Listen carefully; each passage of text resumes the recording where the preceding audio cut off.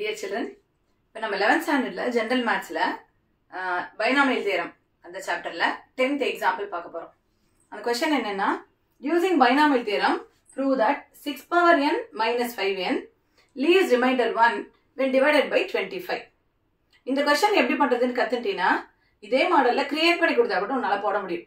For example இந்த questionல just கொஞ்சம் மாத்தினா 8 power n minus 7n 8 power n minus 7n leaves remainder 1 when divided by 49 அது மாதிரி போடலாம்.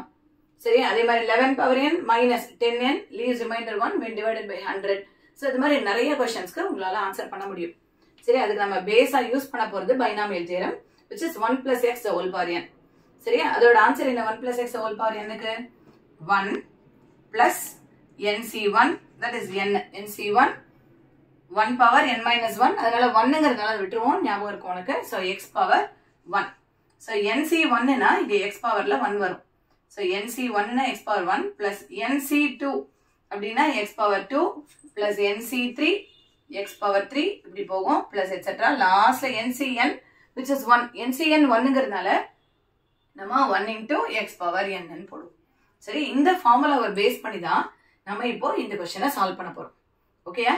சோ இதுல பாத்தீங்கன்னா 6 power n இருக்கு. இதுல 1 plus x power n. So அந்த 6 power n இந்த பேட்டர்ன்ல எழுத போறோம். 6 power n 1 plus x whole power n ன்னு எழுதணும். சோ 6 1 plus x ன்னு எழுதணும். which means 6 எப்படி எழுதணும்?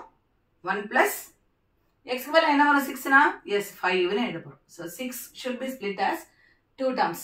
1 plus 5 ன்னு ஸ்ப்ளிட் பண்ணிக்கிறோம். அப்போ 1 plus 5 the whole power n ன்னு ஆயிடும். இதுதான் பேஸ். இத புரிஞ்சா இது எல்லாம் அப்படியே வந்துரும். ஜஸ்ட் அத ஃபாலோ பண்ண போறோம் அவ்வளவுதான். 1 plus n into x வந்து இங்க 5. x க்கு பதிலா மட்டும் நம்பர் மாறும். x here is 5. So n into 5 that means 5n. சரியா? 5n plus nc2 5 square plus nc3 yes very good 5 cube plus etc. last term என்ன? yes 5 power n. So இப்போ முடிச்சிட்டோமா? First ரெண்டு டேர்ம் தவிர மீதி எல்லா டேர்ம்லயும் பாத்தீங்கன்னா 5 square 5 cube 5 power 4 last 5 power n. So first ரெண்டு term அப்படியே நம்ம எழுதிக்கலாம்.